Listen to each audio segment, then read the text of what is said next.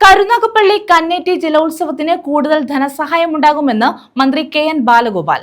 Sreenarayana trophy ജലോത്സവത്തിന്റെ സ്വാഗത സംഘം office ഉദ്ഘാടനം ചെയ്യുകയായിരുന്നു മന്ത്രി. ശ്രീനാരായണ ഗുരുദേവന്റെ പേരിലാണ് കന്നേറ്റിക്കായലിൽ ജലോത്സവം നടത്തുന്നത്. കരുനാഗപ്പള്ളി കന്നേറ്റിക്കായലിൽ നടക്കുന്ന 85ാമത് ശ്രീനാരായണ ട്രോഫി വള്ളംകളിക്ക് കൂടുതൽ ധനസഹായം സർക്കാരിന്റെ ഭാഗത്തു നിന്നുണ്ടാകുമെന്ന് മന്ത്രി കെ.എൻ. ബാലഗോപാൽ പറഞ്ഞു. ശ്രീനാരായണ ട്രോഫി ജലോത്സവത്തിന്റെ സ്വാഗത സംഘം ഓഫീസ് കന്നേറ്റിയിൽ ഉദ്ഘാടനം ചെയ്യുകയായിരുന്നു മന്ത്രി.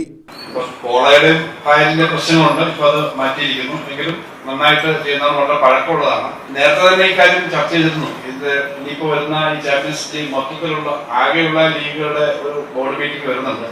ടൂറിസം മന്ത്രിയും ധനകാര്യമന്ത്രിയും ഒക്കെ ഉള്ളതാണ് ബോർഡ്. വീണ്ടും ആ പ്രശ്നങ്ങളോട് ഉന്നയിക്കാം. നമുക്ക് ഈ ജില്ലയിൽ 2-3 പ്രധാനപ്പെട്ട വള്ളംകളി കാണുമ്പോൾ ഇപ്പം പ്രസിഡന്റ് ട്രോഫി പ്രധാനപ്പെട്ടതായി വന്നിട്ടുണ്ട്.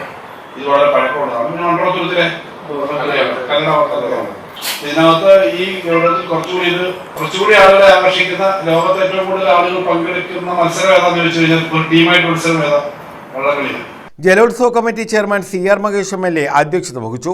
SNDP Yogam Karunagappally union president K. Susheelan, secretary A. Somarajan എന്നിവർ മുഖ്യപ്രഭാഷണം നടത്തി.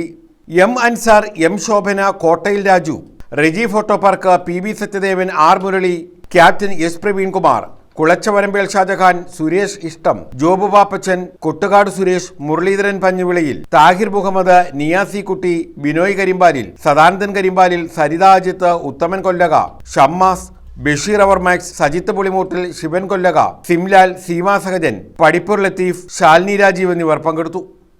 News bureau, Karunagappally.